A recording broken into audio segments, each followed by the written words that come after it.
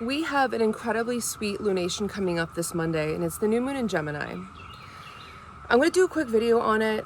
I love this lunation. It feels like a really beautiful break from the heavy energy that we've been experiencing. I put up a video yesterday and actually took it down because it was really heavy. I still have it on my YouTube for those who want to explore what chaos feels like, you know, when you're doing the work.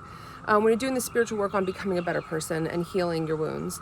The new moon in Gemini is not that, and I actually want to compartmentalize this energy away from the Saturn transit that's happening tomorrow in Aries. Saturn's like the task daddy of the planetary system, and Aries is that archetype of like stepping in and taking control of things. I don't want you to focus on that during whatever it is that you're doing ritualistically or in play on Monday. The new moon in Gemini is exactly what it is. It's a new beginning. It is embodying the Gemini archetype, which if you're familiar with it, it's, you know, it's fun creation, simple joys, playfulness, you know, childlike curiosity, all of those things. The only thing that I want you to do when you are embodying and doing ritual around this lunation is I want you to play. I want you to get creative and childlike and have fun and go fucking frolic through a field. I'm gonna do that tonight in honor of Monday's lunation, but like, I want you to go out and do something that you would never normally do, but that it taps into your inner child and it gives that kid a chance to do the things that they didn't get to do, whether you didn't get to play, whether you didn't get to do self-care, self-love, like any of that stuff. I want you to get really curious and playful with this energy. Now, if you are manifesting, I want you to do two things. You know, if you're setting an intention, don't make it heavy. The only intention that you are doing is to romanticize your life, to play. If you want to do financial or abundance rituals around it, it's the perfect time to do it. Just check and see where Gemini falls in your birth chart. It'll kind of help give you an idea of where you're going to end up manifesting that energy, what direction it's going to go into, or maybe it'll help you focus it. But I want you to work with two energies when you're doing ritual. I want you to gather whatever flora that is blossoming naturally in your ecosystem. So for example, in Asheville, there is a lot of yarrow. There is a lot of like pineapple sage. There's a lot of basil. There's daisies on the side of the road. What was the other one I saw? Honeysuckle is everywhere. And honeysuckle is like the perfect sweet herb to work with magically. The other thing is I want you to start working with rue, and I want you to incorporate this into your practice, but only for things that you really, really want and things you want to really bring forward. You can't apply it to all.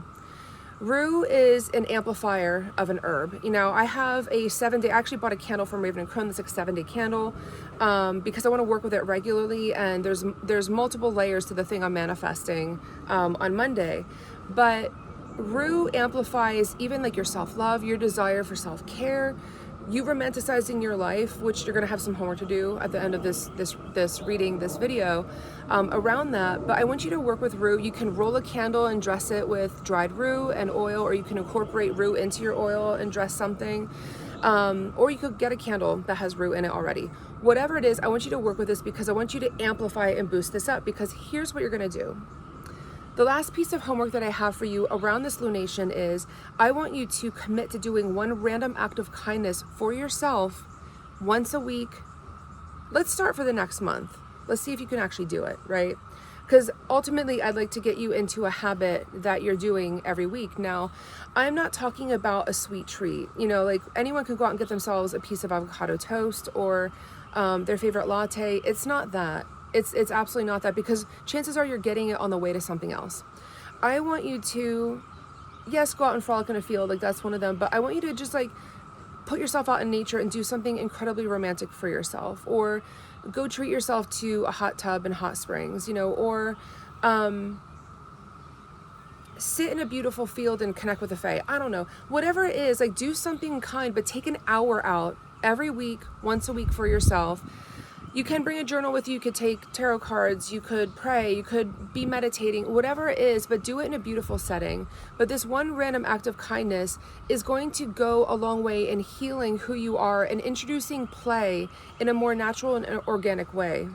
That's really important, and that is like the biggest takeaway that I have for you for this lunation is doing that for yourself. And like I said, it's not a sweet treat, it is actually a random act of kindness that is not around the work. It's around setting you up so that you can play. All right. So that new moon in Gemini, it is going to be beautiful. Manifest really pretty things, do pretty things for yourself, and go frolic through a field.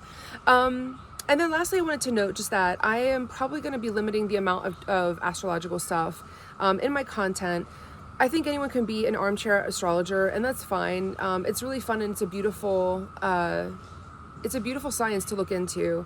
However, I like being a medium, and I'd rather help people tether to their intuition in a deeper way. Now, I believe that the videos I've been putting out there have been more healing and teaching you how to kind of like take the timing and apply it to the lessons that you're going through. But I'd rather have it come from within. And if I've learned anything from being a psychic medium and a channeler, is that we have all the answers, and we don't have to look outside of ourselves. And I'd rather spend more time helping people tether to that energy than anything else. And so this new moon in Gemini is going to be probably like one of my last ones. If I do anything else, it's probably going to be around ritual. You know, I apply astrology to all of my moon rituals only because I believe that as a witch, if you have like a basic knowledge of astrology, and you know where whatever signs and planets fall in your chart, and you apply that to your work's going to become more personal, and it's going to be more successful because it's tethered only to you and nobody, to nobody else. And so I believe in that. So if you have any questions about it, DM me. And if you have questions about, moon events and transits coming up, I'm happy to answer any questions. But I really wanted to just impress that this new moon is sweet. Don't use it for any other reason but to love on yourself and go frolic. Take care.